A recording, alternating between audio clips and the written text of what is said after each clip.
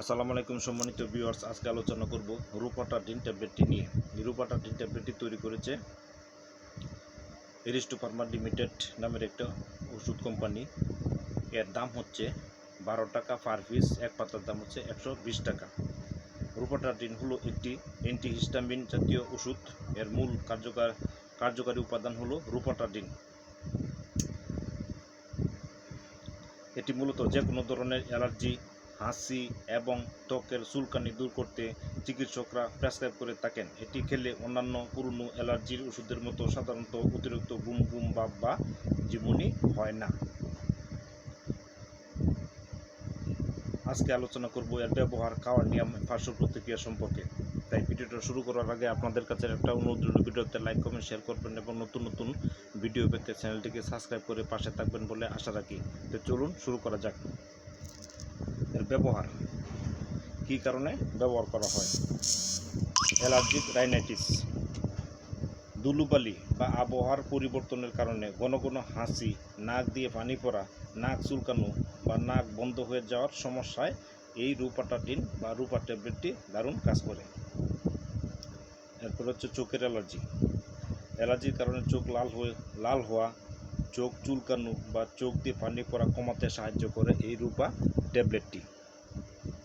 Urticaria, অ্যালার্জির rash, ত্বকের চাকা চাকা হয়ে যাওয়া, ফুলে যাওয়া, লাল হওয়া এবং তীব্র চুলকানি দূর করতে ব্যবহৃত হয় এই রুপা ট্যাবলেটটি। রুপা ট্যাবলেট খাওয়ার নিয়ম কি? রুপা ট্যাবলেট খাওয়ার নিয়ম হচ্ছে সাধারণ ডোজ 12 বছর বা তার বেশি বয়সে শিশু বা প্রাপ্তবয়স্কদের জন্য দিনে একটি করে ট্যাবলেট। কখন খাবেন? দিনে যে কোনো একটি নির্দিষ্ট সময়ে সেবন করা যায়।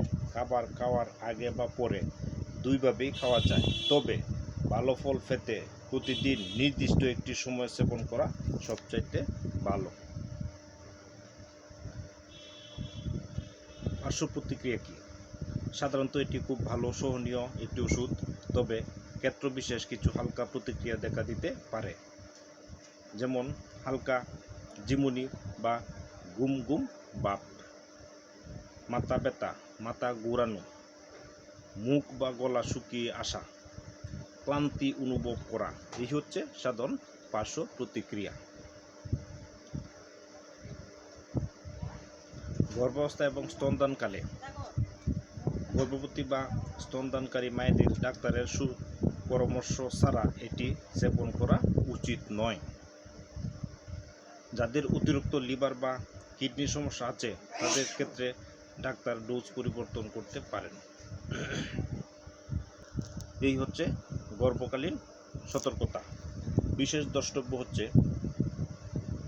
আপনার অ্যালার্জির মাত্রা ও শারীরিক পরিস্থিতি বিবেচনা করে সঠিক মেয়াদে ব্যবহারের জন্য একজন নিবন্ধিত চিকিৎসকের পরামর্শ নেওয়া অত্যন্ত জরুরি।